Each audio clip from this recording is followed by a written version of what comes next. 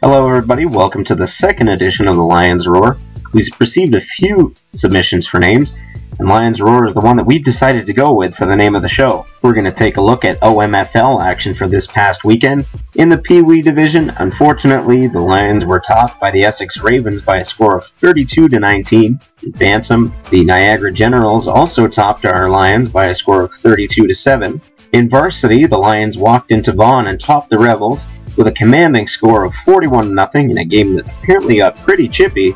And lastly, there's our junior varsity team, who only just edged the Twin City Predators by a score of 19-16. Certainly the closest game in OFML action this past weekend. They were able to get 2 insurance points on a safety towards the end of the game, and it caused quite a stir among the fans. We've got the interviews for you right here. So Chris, pretty exciting game this weekend.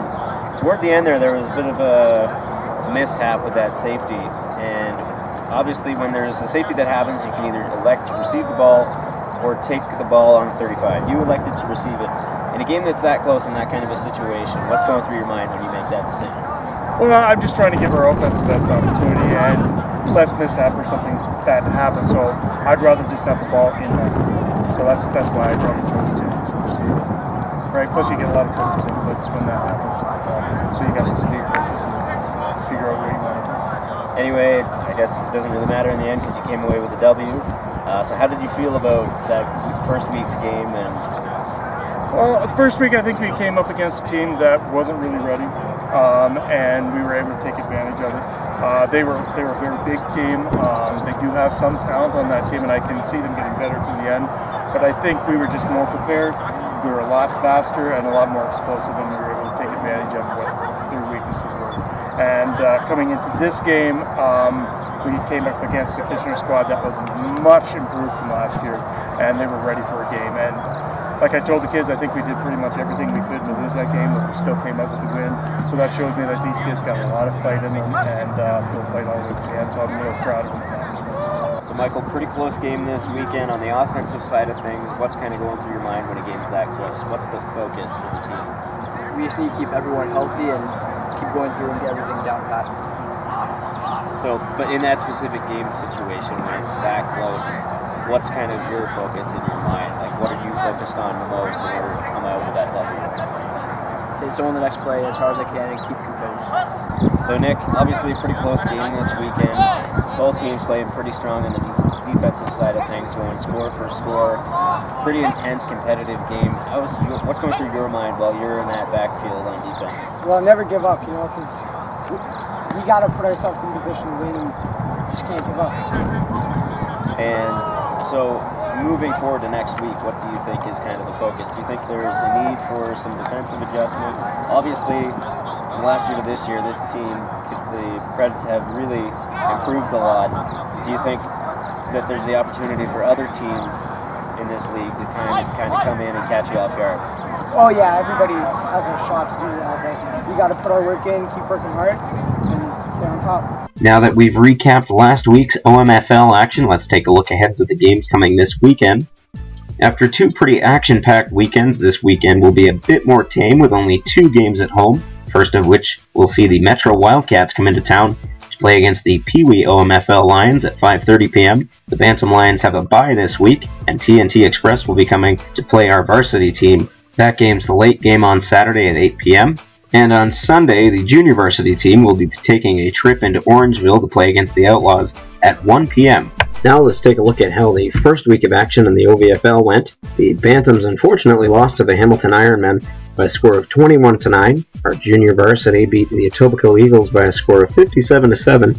And the varsity guys also beat the Etobicoke Eagles by a score of 23-12. Now, the Bantam game was the Saturday night game, so that was the one that we were watching most closely for the Lions Roar.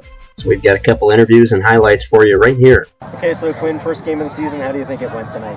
I think a lot of us did really well in different areas, and we definitely showed a lot of highlights out, and I think the energy was there. We just need to perform and perform better. And you said there were some elements of your own game that you felt needed some work, and what were those? Definitely my speed and my blocking need to work on, and work on hitting the line as fast as I can, and just running my routes as fast as I can.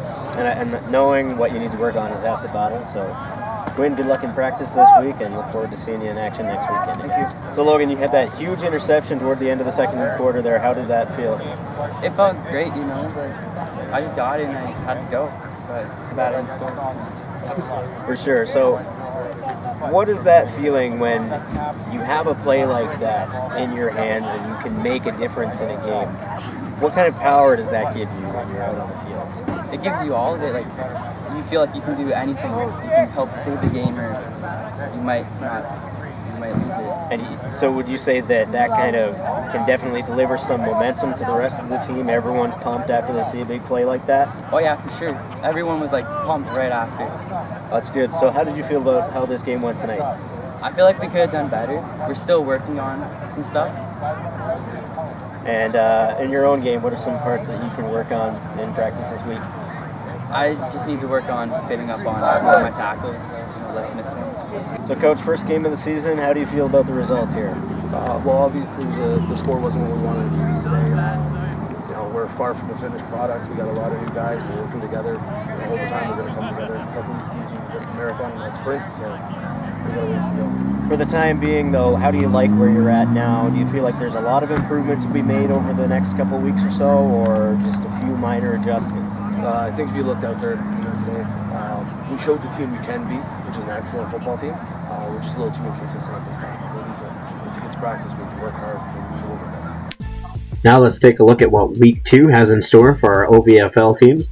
When I said during the OMFL recap that we did only have 2 games at home this weekend, that did include OVFL as well, as you'll notice that our Pride of Lions is going on the hunt in Bulldog territory. All 3 teams will be making the trip to Chincoosea Field on Sunday in order to take on the Brampton Bulldogs. The Bantams will play at 12, the Juniors will be playing at 2:30 p.m., and Varsity will be playing at 5 p.m. Now, the Juniors Lions Bulldogs game is being featured as the OVFL Game of the Week in the junior category, so we'll take a look at what head coach Gary Scalos has to say about that. So, pretty big win this past weekend, but looking ahead to the next weekend, the game against Brampton, that's a pretty big game. It's actually being featured as the OVFL's Game of the Week. So, what's kind of the preparation for this week in order to get ready for that? It'll be more of what we do. This week especially probably have to be physical. I've not seen film on them yet, but just going by a recap and their stats from the weekend, clearly they're a running football team. They didn't seem to throw very much. I think they threw 5 times or something like that.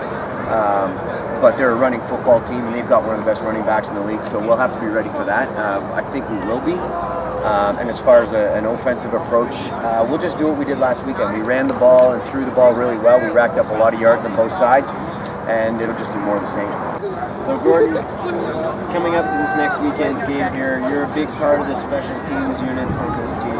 Various areas, punt return, kick return, kickoff.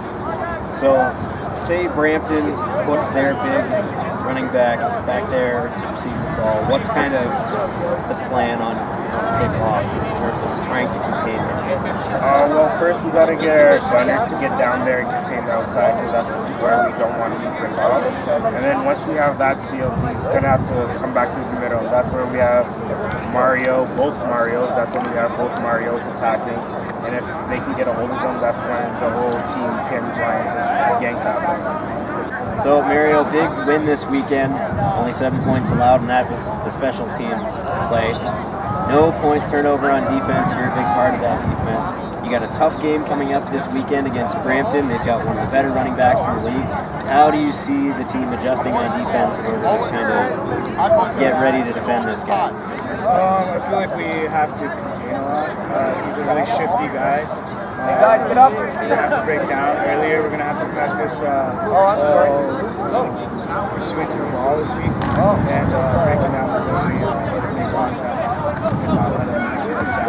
Thank you for tuning into this second episode of The Lions Roar. Remember to add us on Facebook, follow us on Twitter, or even check out our website. I've also included my email address at the bottom right of this video, so you can send any suggestions directly my way. Thank you, and we'll see you next time.